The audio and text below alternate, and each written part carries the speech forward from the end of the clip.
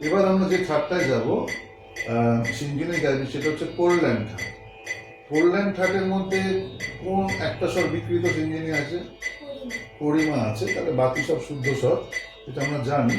তো পোল্যান্ড ঠাটের একটু পরিচয় দেখি আর একটা পাল্টা শুনি তাহলে।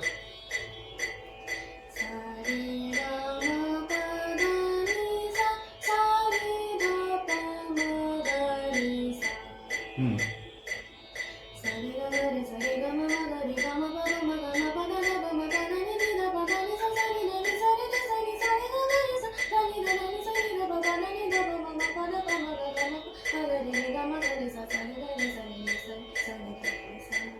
ঠিক আছে, পোল্যান্ড ঠাট আমরা শুনলাম, ভেরি গুড।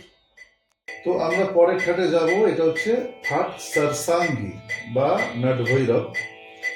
এখানে একটাই স্বর আমাদের বিকৃত থাকে, কোমল স্বর থাকে, কোনটা?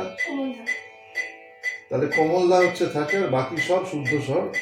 এখন আমরা অভিষিক্তার কাছ থেকে এই যে সারসাঙ্গি ঠাটটা, এই রূপটা শুনবো আর একটা পাল্টা শুনবো। অভিষিক্তা চলো।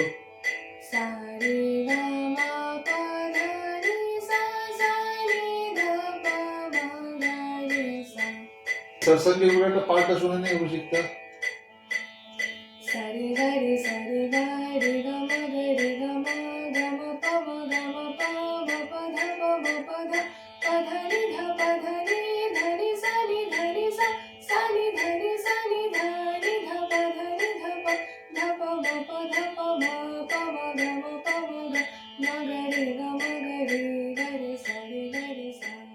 বাহ, সুন্দর হলো। 6 নম্বর যে ঠাট খাম্বাজ। তো খাম্বাজে সেখানে একটা স্বর বিকৃত থাকে, ইন্দ্রাকে সেটা কোন স্বর?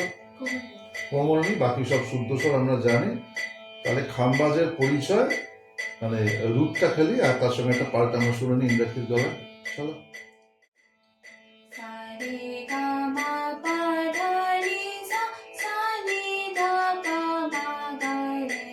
একটা পাল্টা শুনি।